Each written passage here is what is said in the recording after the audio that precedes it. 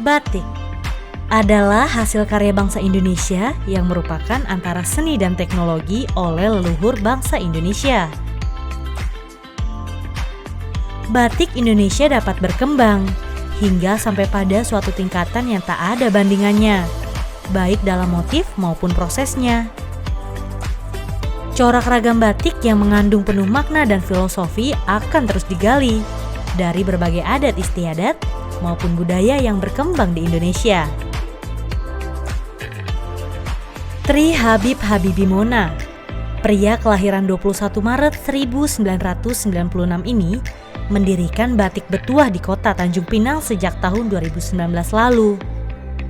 Sudah lebih dari 3 tahun, ia menjadi seorang pengrajin batik dengan konsep tema anak muda yang pewarnaannya ramah lingkungan dan pastinya limited edition.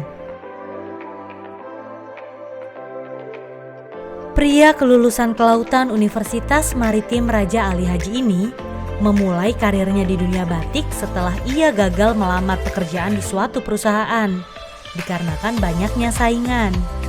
Namun, itu semua merupakan jalan awal kesuksesan karir Habib. Siapa sangka, batik Betuah yang didirikannya sudah sampai di luar kota bahkan luar negeri.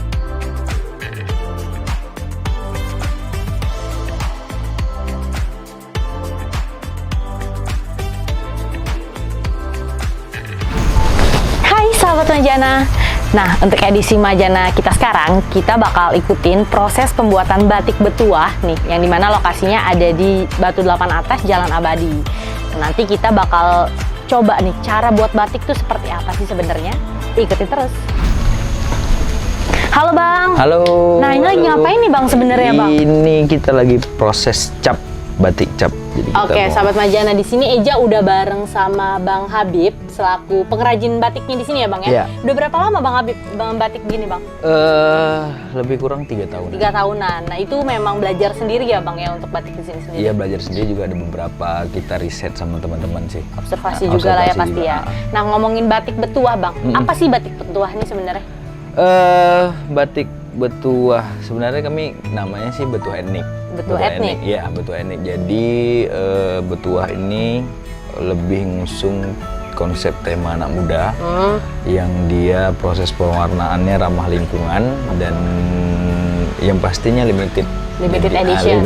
Dan emang sih rata-rata anak muda nggak mau pakai batik yang banyak dipakai juga ya Bang ya rata-rata. Jangan kan batik baju juga gitu kan? Iya, jadi memang konsep kita di sini lebih ngejualnya ke anak muda dan pewarnaannya sustainable dan ramah lingkungan. Oke, itu apa aja Bang yang Abang pakai batik di sini? Jenisnya mungkin? Jenis apa nih? Caranya ya? Oh iya, kalau kita sih misalnya kan sistemnya sini PO. Jadi misalnya kita pesan dulu, kita ngobrol sama customernya mau motifnya seperti apa, atau motif yang sudah ada kita sesuaikan bentuk motifnya seperti apa, nanti polanya seperti apa. Jadi kita lebih ke mengikuti permintaan dari konsumen itu seperti apa. Tapi untuk saat ini berarti masih pre-order ya Bang ya? Siapa masih, yang mau? Iya. Atau Abang pernah nggak bawa batik ini keluar untuk kontes gitu, udah pernah? Kebetulan kita kemarin baru selesai ikut event di nasional apresiasi kreasi Indonesia, jadi kebetulan mungkin nanti di akhir Agustus tuh kita bakalan pameran di sana. Oh, di mana Bang? Di Pekanbaru. Wih, keren-keren. Iya. Itu baru udah disiapinnya mungkin dari sekarang ya? Iya, jadi kita menyiapkan beberapa kain, terus beberapa pola juga yang mau kita presentasikan di sana nanti. Oke. Itu kalau untuk ininya Bang, teknik batik tuh sebenarnya apa aja sih? Nah, kalau teknik batik itu sebenarnya kan ada batik cap sama batik tulis, cuma dua. Batik cap, batik tulis ya. Terus ya, jadi kalau tulis itu ya biasa kita menggunakan canting dan segala macam. Nah, hari ini kebetulan saya lagi mau ngecap. Jadi ada beberapa proses nih. Jadi kan harus ada maldu canting capnya. Terus tapi hari ini canting capnya kita gunain yang kertas. Itu bahannya sendiri apa sih Bang? Kalau dari ini bahannya untuk cap ini kita tuh terbuat dari lilin, parafin, terus ada beberapa bahan-bahan lagi kayak gondorukem, terus ada dari lemak sapi juga. Cuman ya jadi dan bahkan ada yang sedikit kayaknya campur kemenyan ada juga sih, sedikit. Ya cuman bahan ini kita nggak buat. kita pesan dari Jawa. Oh gitu. Jadi kita untuk prosesnya. Nah itu namanya apa tadi Bang? Batik cap. Batik cap. Iya. Oke. Panas kali ya Bang ya? Kayaknya enggak sih, kalau yang ini enggak panas. Kalau yang kertas ini enggak terlalu panas. Jadi posisinya paling kita atur, agak ditekan sedikit. Nah, gitu dia. Oh ya, ini juga bawahnya harus dingin ya Bang ya, benar Iya, ya? jadi karena biar dia karena panas jadinya enggak. Iya, karena kan kalau panas ketemu dingin dia kan sejuk gitu. Sejuk, Iya, pas lah ya. pas. Boleh coba kali Bang, kayak mana Bang? Boleh. Mau coba sendiri? Oke. Boleh. Gimana Bang? Kita Jadi, coba guys. Awas panas, jadi kan nanti ini diginiin. Tuh diginiin sedikit aja. Oh, oke. Nah, nggak panas kok. Enggak Bang, panas. tapi kelihatannya panas banget ya Bang. Kalau kita pakai yang ini kayaknya kalau canting yang ini mungkin panas. Gini ya Bang ya? Iya. Oke. Terus Boleh. ngadepnya kemana? Posisinya bebas. Bebas. Bebas. Nah bedanya batik yang murah sama mahal tuh apa sih sebenarnya Bang? Sebenarnya di satu motif. Yang bikin kesulitan mahal tuh motif ya? Ya kalau tulis motif, terus jenis kain. Jenis kain. Nah kalau yang mahal biasanya jenis kain apa Bang? Itu bisa kita pakai jenisnya kok. Sepertinya ikannya miring. Ah, Wih, gitu deh. ih bagus. Nah ini kalau kayak gini udah setelah kering dia diapain lagi Bang? Terus kan nanti kita udah biarin nih, nanti tinggal masuk ke pewarnaan. Pewarnaan. Nah, setelah pewarnaan setelah mungkin pewarnaan pengeringan. nanti baru kering, proses kering, terus kita lihat kalau dia kondisi warnanya udah memungkinkan untuk kita lorot. Jadi prosesnya tuh ada nanti terakhir tuh di batik ada proses lorot. Lorot itu untuk kita membuang lilin yang sudah kita polakan ini. Oh Kak, yang ini ya ini. Jadi nanti hasilnya mungkin jadi ini nanti bakalan jadi warna putih. Oh gitu. Jadi si motif ikannya jadi warna putih. Jadi kan sebenarnya motif kegunaan lilin nih dia ngeblok si Iya, warna iya. putih itu. Nah, ketika nanti sudah kita lorot baru. Oh jadi kayak gini ya nanti lama-lama Iya. ntar lebih hilang lagi ya Bang ya dari Iya, ini ya? karena nanti seandainya kalau sudah dilorot, direbus nanti kan hilang nih, nanti warnanya putih. Oh gitu. Iya. Nah tadi Abang bilang sendiri untuk kalau mahal dari gambar dan apa Bang jenis kain, Jenis ya, kain, Bang ya? Dan iya. Abang sendiri di sini pangsanya menggunakan kain yang mahal juga ya Bang? Kalau kita sesuai juga permintaan dari juga ya. tapi memang dari beberapa konsumen kita banyak kain yang standar sih. Misalnya kalau ini kan jenis kainnya primisima nih. Primisima itu kain yang memang digunakan biasanya untuk bahan kemeja atau bahan tunik dan segala macamnya. Jadi untuk bahan yang istilahnya memang banyak dipakai. Oke. Tapi ada beberapa customer kita juga ada yang minta dari bahan kayak sutra mungkin mahal ya Bang ya? Ya, sutra dan viskos. Jadi ada bahan-bahan benang-benang yang mahal gitu sih. Untuk kalau batik betua sendiri pernah ini Bang, maksudnya kayak berarti ordernya bukan cuma orang Melayu aja, berarti udah keluar ya Bang ya? Iya, untuk sampai 3 tahun ini alhamdulillah kita ada beberapa customer yang repeat order tuh dari luar. Kebanyakan dari luar ya Bang? Dari, Bangsa ya. yang paling banyak pesan Dari orang mana? Jakarta dan Bali. Bali ya, Iya, mungkin ya. Bali. Oke, Abang sebagai pengrajin di sini apa sih harapan kedepannya Bang terkait untuk batik mungkin? Oh, kalau saya sih berharap hari ini kan di Tanjung Pinang ini sebenarnya ada beberapa pengrajin, pengrajin batik, bukan hanya betuah juga, ada beberapa.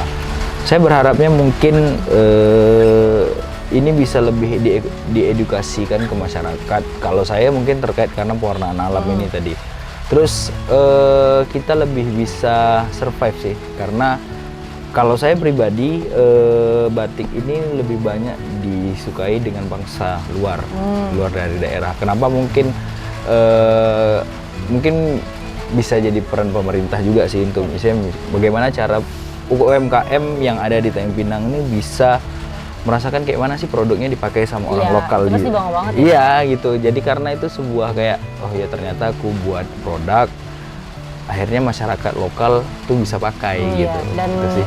yang Abang bilang tadi anak muda nggak semuanya mau pakai yang banyak. Iya, jadi limited juga. Iya, jadi anak muda tuh sebenarnya kan kalau aku sendiri karena aku juga masih muda ya kayaknya. Jadi kayak ngapain sih pakai batik yang terlalu gitu. Bagaimana dia bisa simple motifnya tapi dia bisa dipakai santai maupun formal. Iya, benar banget. Oke, ikutin terus kegiatan kita.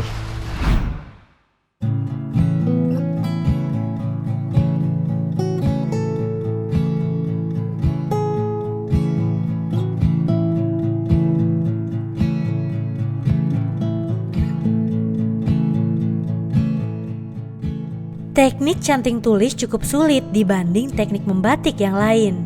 dan tidak disarankan ya guys untuk pemula seperti saya ini. Karena lilin yang dipanaskan ini sangat panas, jadi untuk mengurangi resiko yang tidak diinginkan, kita cukup coba teknik cap aja ya guys.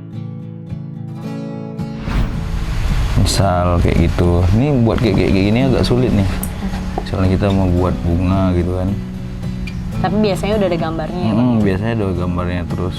Nah kalau untuk ini guys, ini cara teknik batik tulis ya Bang, Iya. Sasar batik tulis.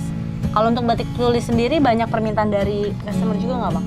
Ada beberapa, cuman kita memang lebih khususkan itu lebih banyak ke cap sih. Prosesnya lama ya? Prosesnya lama. Berapa lama kalau batik tulis? Kalau Berbulan-bulan ya? bisa sampai sebulan, tergantung motif. Kalau dia mintanya agak ramai gitu, agak penuh, jadi bisa mungkin sampai 1 bulan sampai 2 bulan. Jadi dan pastinya kalau batik tulis juga lebih mahal ya Bang ya? Iya. Dari harganya juga. Misal gitu. Kayak gambar gitu ya? Kayak gambar. Jadi tapi jangan salah, kalau batik tulis ini sebenarnya hanya simbol. Jadi misalnya kita ngebuat satu motif gitu kan. Jadi bukan, misalnya kita mau gambar pohon kelapa nih, bukan pohon kelapanya yang kita aplikasikan ke kain itu. Dia hanya sebatas simbol. Misal kita mau buat ombak, nggak mungkin kan ombaknya harus kita gimana cara menggambarkan ombak di kain. Kan hanya sebagai simbol yang mewakili bahwa ini ternyata ombak. Contoh misalnya motif batik mendung, mega mendung, itu kan awan sebenarnya kan, tapi kan dia nggak membentuk awan. Oh, kalau kita menggambar secara membentuk awan, kita aplikasikan ke kain itu kan kayaknya ribet ya. Jadi makanya kita hanya mengilustrasikan, oh sebenarnya seperti apa sih, oh jadi simbol, oh ternyata awannya seperti ini gitu. Itu sih. Iya. Tapi susah nggak sih Bang ini batik tulis nih?